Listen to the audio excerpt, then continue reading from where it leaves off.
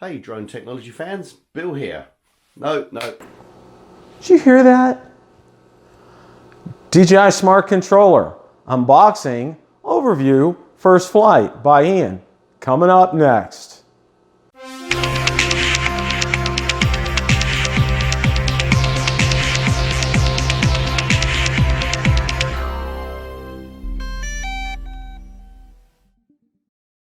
Welcome back. With that, let's begin.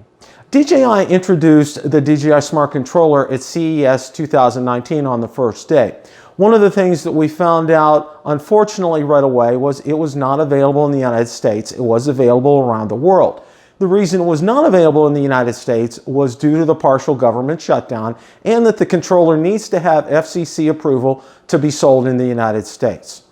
One of my good friends, Ian Jones from over in the UK, informed me by email that he received a DJI Smart Controller. So without any further ado, we're going to roll a clip that Ian has put together on his unboxing, overview, and first flight of the DJI Smart Controller with his Mavic 2 Pro. Let's roll the clip.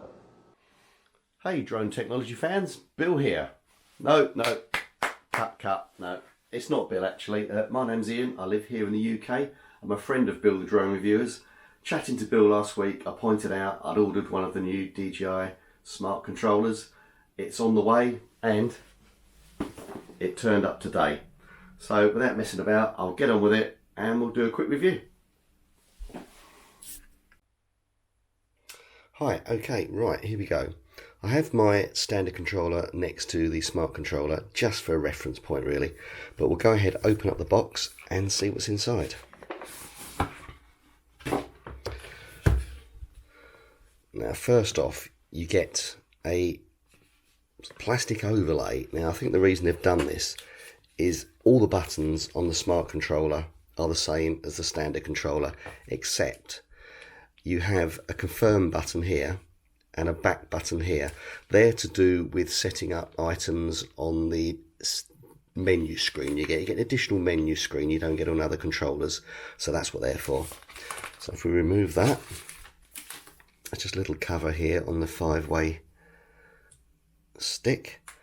Now in the box you've got the DJI manuals. In here there is just USB. Okay, hang on. There's 2 spare sticks. I did undo this yesterday, so I'm just going back over this again. 2 additional sticks. A really good quality USB-A to USB-C charging cable, and in here the charging brick. This is a high power one, wouldn't use anything else. I use this to charge the controller fully up in 2 hours. Did a fantastic job. I'm pretty sure if I'd used any other sort it would have added an hour to that, so just use what comes with it. Okay, as I said, there's 2 sticks here, 2 joysticks. Also on the controller, buried underneath on the back, 2 more. Very neat. So you always have spares with you, one way or another. Okay, back to the controller. First off, it feels lovely in the hands. It really does. It feels a quality item. It's very well made. Nice plastics have been used. Can't fault it from that point. Turning it over, well, first of all, start with the face. As I say, all the buttons there that you need, everything is the same as a standard controller. You can kind of see, if I lay them just here, the actual form factor of a phone and a standard controller and this, they're not a lot different in size. Yeah, you can lay one on the top. They pretty much are the same thing, but there's many pluses with this. Well, for me there is. So turning it over, on the top, HDMI out, fantastic. You can connect to an external monitor, anything that may require HDMI. Center, an SD card slot, a microSD, and a USB-A port there. You have a dedicated camera button, a dedicated record button this end. Turning it over to the side, there's very nice rubberized grips both sides. Feels really good in the hands. Underneath, this is a USB charging port, and to the sides there's these additional little threads. Funny enough, they fit the sticks. I don't know what they're for. They'll be for a later accessory of some sort, no doubt. Aerial, or antenna, flip up, really, really neat, one-piece design.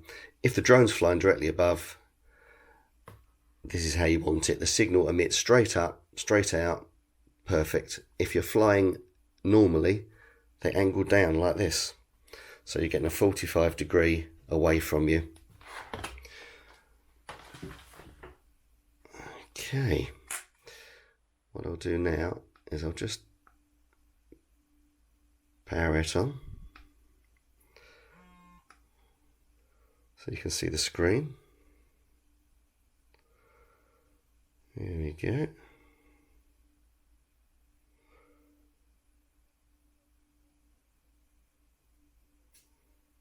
That's it, up and running. When you first get the controller, first thing, charge it up.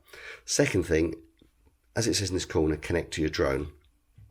Now, I was just about to do that when it came up on the screen and said firmware update. So I imagine everybody's going to encounter the firmware update. Must do that straight away. It took about 10 to 15 minutes to get the firmware update placed onto the controller, but all good. And after that, just going through the connecting process, it literally took less than a minute to connect up to my Mavic. Because currently, obviously, this controller is only compatible with the Mavic 2 series of drones, including the Enterprises. The specs of the controller are great, but as I say, it's currently only with those. Possibly the Phantom V 2.0, I'm not sure. I'm sure somebody out there knows more than me and can tell you the answer to that. One other thing about the controller, where the screen's been placed, now it feels in the hand really quite good. Yeah, it feels just right. You could say, why didn't they put the screen this way up the controller here? But when your fingers are here on the sticks, it feels like it wants to fall forwards away from you. So I guess that's why. But when you hold it like this, it feels far more planted in the hand. So that'll be why we see a screen beneath. And say for me, I'm used to it because I've been using this for my Mavic with an iPhone 6. So I've got a slightly larger screen this way. I know a lot of people prefer using iPads with a mount, in which case this is actually a smaller screen. But that's your choice. Okay, why did I buy one? Well, for me, it's the form factor. It's an all-in-one unit. It's just so neat. I've only got one battery to think about. There's no cables involved. I've got a high brightness screen. They're the main things really. Yes, the price is a bit too high. I'd say it's £150 too high, $200 too high. If they'd included, even in that, a zippable case, a bit like the Mavic Air drone came in, and some screen protectors, just would have been a nice gesture. But yes, it is priced high, but you take your choice. If you want to buy it, they're not fussed really, DJI, that's their prices.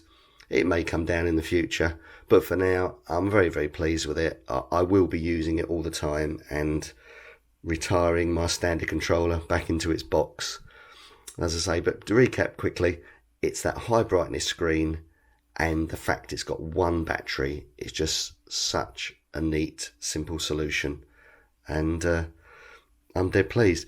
Going over a few specs, as I say, they're very easy to come by on the DJI website. But this screen, obviously, it's 1000 nits. It's a crystal sky quality screen. You've got Mavic OcuSync 2.0 compatibility with the drones that use that system. It's a 5.5-inch Full HD 1080p screen. You can stream to social media from this. It has a built-in microphone and speakers, so you can put your SD card into the top there and play back footage from your drone and view it on the screen, along with any sound. If you've used something, say, as a DJI Osmo, and you've recorded some stuff on the footage, again, you can put it in there and make use of the speakers. That HDMI port in the top, really, really good. It outputs 4K video at 60 frames per second, will come in handy. Another great thing about it is, particularly people maybe who use this in a commercial sense can use this in much colder and much warmer conditions. It goes down to -4 Fahrenheit to 104 degrees Fahrenheit. So cold and heat are well catered for there. The battery, it's a long-lasting 5,000 milliamp battery. I charged it in 2 hours. I think it's going to be good for about 3 hours from what I read and some research I've done. So, you know, I'm pleased with that. You can always take a power pack out into the field with you and charge it in between. I can't think of any time I've ever gone out and flown for anywhere near 3 hours at a time. So this is going to be good for me. So what I'll do is, next thing, I'll go outside. We'll connect this up to my Mavic 2 and we'll just film a little bit of footage. It's got screen recording built into the software on this, which is fantastic. So I'll get a few clips and put that together and complete this quick review for you. Hi. Okay, we've stepped outside into the garden just for a quick video test. I've turned the Mavic 2 Pro on. Now let's get the smart controller fired up. What's good about it is it's got like a feedback, a vibration, so you know you've activated it. If you look on the top, the little pulsing lights, that's the battery power. And I can see I've got over probably about 60% there, and that's the power light there. There we are, that's the screen just loading up.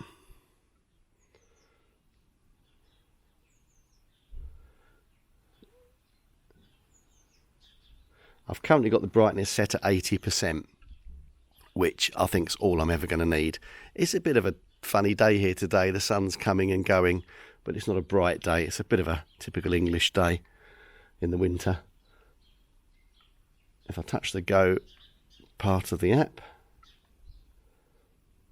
we should connect up nicely. It's just checking the latest firmware version, make sure everything tallies up. Okay, we're good to go.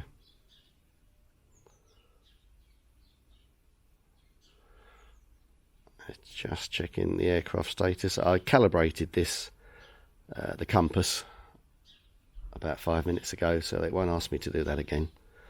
No, that's all good. We can close that out. Okay. As I'm going to fly the drone directly above, I'm just going to put the antennas up like this. Now, this has got screen recording, so what I'm going to do, I'm just going to back out of the app to here, swipe down slowly. Here we go. That's it. Record. And you see at the bottom screen here, 2 seconds, 3 seconds, 4 seconds, it's going.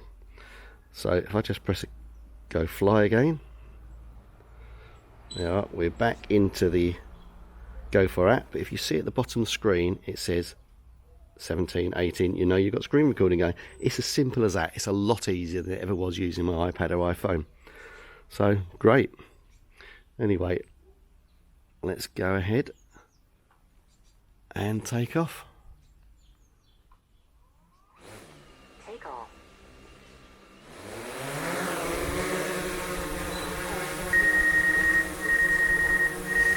Another thing is, because the remote's got a speaker, the noise from the proximity sensors on the drone is being repeated on the speaker. So you really know if you've got a proximity warning, because the actual sound's being repeated straight out of this controller as well. What I'll do is we'll just spin around.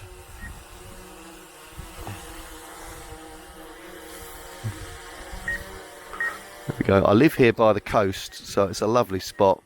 So if I go up above my house and we look out in the distance there, you can see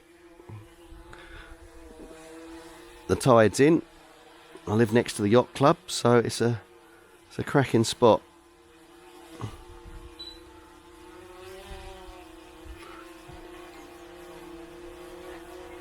Just go up to about 100 foot. And there we are. So what I'll do, we'll angle the camera back down. And we'll come in for a lap. Ian, I was very honored to be able to put that clip out on my channel for you, and you did an excellent job on that. An item of note is that Ian used his DJI Osmo Pocket to film that. So kudos to you, Ian, and thank you so much. And thank you for a great friendship that, that makes that ocean called the Atlantic a lot smaller. Question of the day. What did you think of Ian's video? Let me know in the comments section below. Thanks so much for watching, and remember, it's a great day to fly. Till next time.